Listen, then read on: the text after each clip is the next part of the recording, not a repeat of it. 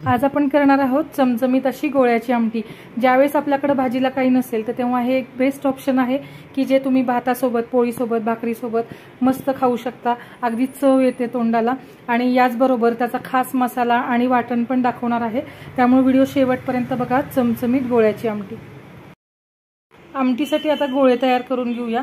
आधी एका ताटामध्ये एक छोट्या वाटीने आपण इथं 1 वाटी पीठ घेतलेलं आहे बेसनचं आणि त्याच्यामध्ये साधारणपणे एक छोटा चमचा आपल्याला ओवा असा क्रश करून घालायचा आहे हातावरती। ओव्याने छान स्वाद येतो। त्यानंतर आता या गोळ्यांसाठी चवीनुसार मीठ घालायचे। त्यानंतर अर्धा चमचा जिरं, पाव चमचा हळद आणि एक छोटा अर्धा चमचा आपण इथं लाल मिरची पावडर घालायची। आता थोडीशीच मिरची पावडर घातली, नंतर आपण भाजीत घालूया। आणि इथं मी 1 चमचा भरून धणे जिरे पावडर घातलेली आहे। साईडला असं एका छोट्या वाटीत तेल काढून घेतलेलं आहे। आता हे पीठ भिजवून घेताना आधी व्यवस्थित ते मिक्स करायचे आपल्याला आणि असं मिक्स केल्यानंतर त्यामध्ये थोडं थोडं पाणी घालत आपल्याला हे पीठाचा घट्ट गोळा करून घ्यायचा आहे। पिठामध्ये एकदम पाणी घालायचं नाही, नाहीतर पातळ होतं आणि बेसन पीठ थोडंसं चिकट असतं, त्यामुळे हाताला असं चिकटून बसतं।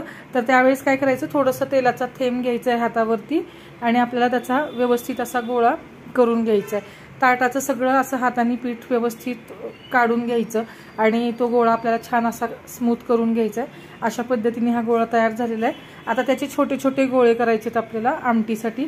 फार मोठे नाही करायचे, कारण की ज्यावेळेस ही आमटी शिजते तेव्हा ते गोळे जास्त केलेल्यापेक्षा डबल होतात फुगून, त्यामुळे मी अगदी छोटे छोटे केलेले आहेत। त्यामुळे साधारणपणे ते फुलल्यानंतर गुलाबजामुनच्या साईजनी होतात। आता या पद्धतीने याच्यामध्ये जितके होतील तितके आपण असे गोळे करून घेऊया। यापूर्वी पण मी एक सांडग्याच्या आमटीचा व्हिडिओ टाकलेला आहे, तो पण बघा। जेव्हा भाज्या नसतील तेव्हा ह्या अशा प्रकारच्या भाज्या आपण करू शकतो, चवदार होतात। सगळे गोळे आपले तयार करून झालेले आहेत। आमटीसाठीचा स्पेशल मसाला तयार करूया। खडा मसाले आपल्याला गरम करून घ्यायचे। त्यासाठी ठेवलेली आहे छोटी कढई लोखंडी मी मध्यम आचेवरती गरम करायला आणि त्यात घालून घेतले आपण 2 चमचे धणे, 1 चमचा जिरं।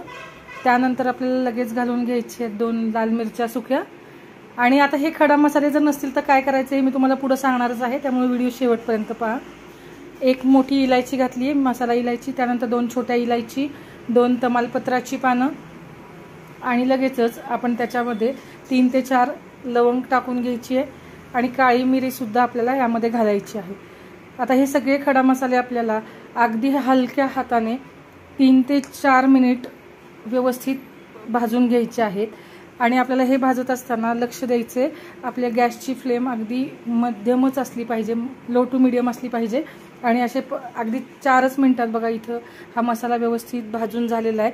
आता भाजून झालेला कसा ओळखायचा, तर ह्याचा थोडासा हलका रंग बदलतो आणि एक खमंग असा वास घरभर सुटतो।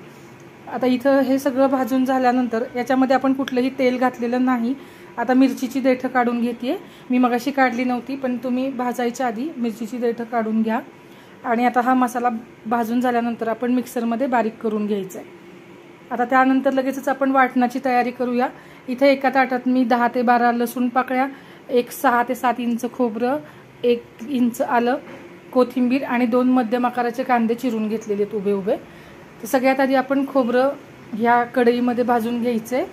आता खोबरं भाजत असताना आपण त्यामध्ये तेल घालणार नाहीयेत, कारण की खोबऱ्याला अंगचंच तेल सुटतं, त्यामुळे जसं ते गरम होतं तसं त्याला तेल सुटायला सुरुवात होते। आता हे तांबूस रंगावरती अगदी आपण भाजून घेतलं 5 ते 6 मिनिट। त्यानंतर आपण घालून घ्यायचं आहे कढईमध्ये कांदा, खोबरं, लसूण आपल्याला सगळं हे छान असं खमंग तांबूस रंग येईपर्यंत भाजून घ्यायचं आहे। आता मगाशी मी म्हटल्याप्रमाणे जर तुमच्याकडे खडा मसाला नसेल तर तुम्ही इथं ह्या भाजीमध्ये गरम मसाला सुद्धा वापरू शकता। आता कांद्यावरती आपण थोडंसं तेल घालून घ्यायचंय, म्हणजे आपला कांदा एकसारख्या रंगावरती छान भाजला जाईल। आता मगाशी जे आपण गरम मसाला जो भाजलेला होता तो मिक्सरमध्ये त्याची बारीक पावडर करून घेतलेली आहे। पण अशाच पद्धतीने जर फ्रेश मसाला वापरला तर आमटी अगदी चवदार होते। गरम मसाला वापरला तर थोडीशी चवीला कमी होते तयार मसाला, त्यापेक्षा त्यावेळेला जो फ्रेश मसाला आपण वापरला तर भाज्या अगदी छान होतात, खमंग होतात। आता आपण त्यामध्ये ह्या कांद्यावरती तांबूस रंग आला की लसूण घालून घ्यायचं आहे आणि लसूण कांदा एकसारखा आपल्याला परतत राहायचा आहे मध्यम आचेवरती। आणखीन एक महत्त्वाची टीप म्हणजे जो आपण तयार केलेला जो मसाला आहे तो असा जर एअरटाईट डबीमध्ये किंवा कंटेनरमध्ये आपण भरून ठेवला तर तो फ्रीजमध्ये ठेवायचा, म्हणजे त्याचा वास अगदी टिकून राहतो आणि तो मसाला आपल्याला 2-3 भाज्यांसाठी एवढ्या प्रमाणातला सहज वापरता येतो। आता आपला कांदा पण चांगला लालसर रंगावरती भाजून झालेला आहे। आता आपण गॅस बंद केलेला आहे आणि खोबरं पण त्यावरती घालून घ्यायचं आणि हा मसाला परत एकदा एकसारखा मिक्स करून ठेवायचा आणि थंड झाल्यावर आपण मिक्सरमध्ये बारीक करायचं आहे। तयार केलेलं वाटण मिक्सरच्या भांड्यामध्ये घालून घ्यायचं थंड झाल्यावरती आणि घेतलेली जी कोथिंबीर आहे ती त्या भांड्यामध्ये घ्यायची, त्यावरती घालायचे थोडंसं मीठ, म्हणजे हे वाटण जरा छान टिकतं आणि अशा पद्धतीने आपल्याला ह्याची पेस्ट करून घ्यायची आहे। आता एक कढई गरम करायला ठेवलेली आहे आणि बाजूलाच एक ग्लास भरून पाणी पातेल्यामध्ये गरम करायला ठेवलेलं आहे आमटीसाठी।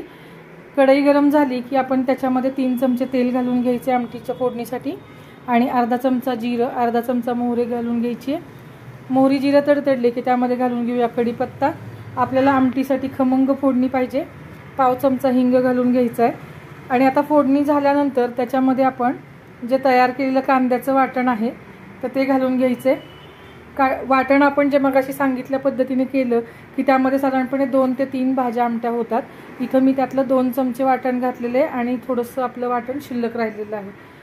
आता हे चांगलं वाटण ह्या तेलामध्ये छान परतून घ्यायचे आणि साधारणपणे या वाटणाला तेल सुटत येईपर्यंत आपल्याला चांगलं एकसारखं सगळ्या एकसारख्या रंगावरती परतून घ्यायचे, म्हणजे मग आपली भाजी आमटी अगदी खमंग होते।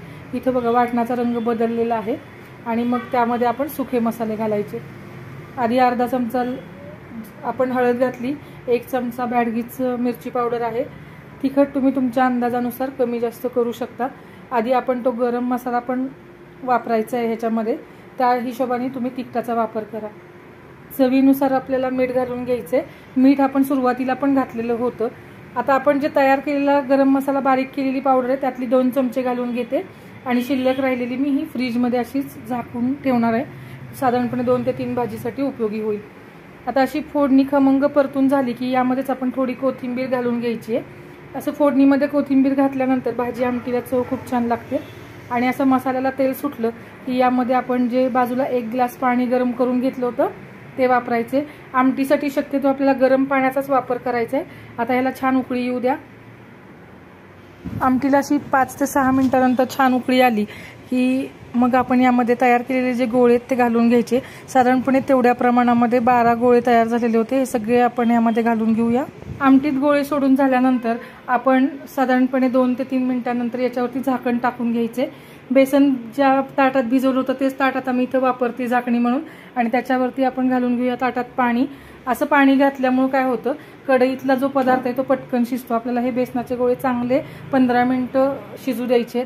15 मिनिटांनंतर आपण झाकण उघडून बघूया, मस्त रंग आलेला आहे आमटीला आणि शिवाय जे बेसनाचे गोळे आहेत ते ह्या उकळलेल्या आमटीमध्ये तरंगायला लागलेले आहेत। हे तरंगायला लागलेले आहेत याचाच अर्थ हे गोळे आतून शिजून तयार आहेत, अशी त्याची खूणच आहे ती। जर नाही शिजले तर ते तळाशी तसेच खाली बसून राहतात, शिजले की ते असे वर तरंगतात। आता साधारणपणे परत एक 2 ते 3 मिनिटं याला छान उकळी येऊ दे आणि असं पळीमध्ये एखादा गोळा साईडला काढून घ्यायचा आणि सुरीने असा चेक करून घ्यायचा की शिजलाय का ते। बघा 2 भाग सहज होतात ते सुरीने, म्हणजेच हे आपले जे आमटीतले गोळे ते छान शिजलेले आहेत। आता तयार झालेली आहे खाण्यासाठी आपली आमटी, अगदी मस्त चवीची लागते। त्यावरती घालून घेऊया कोथिंबीर आणि जर शिजला नसेल हा बेसनाचा गोळा तर तुम्ही साधारणपणे परत 5 ते 7 मिनिटं याला छान उकळी येऊ द्यायची आहे। आपली चमचमीत गोळ्याची आमटी आता खाण्यासाठी तयार झालेली आहे। ही रेसिपी तुम्ही नक्की करून बघा। आजची रेसिपी जर तुम्हाला आवडली असेल तर रेसिपीला लाईक, शेअर, कमेंट नक्की करा। चॅनलला सबस्क्राईब केलं नसेल तर सबस्क्राईब करा, म्हणजे माझे नवनवीन व्हिडिओचे अपडेट तुम्हाला मिळत राहतील। धन्यवाद।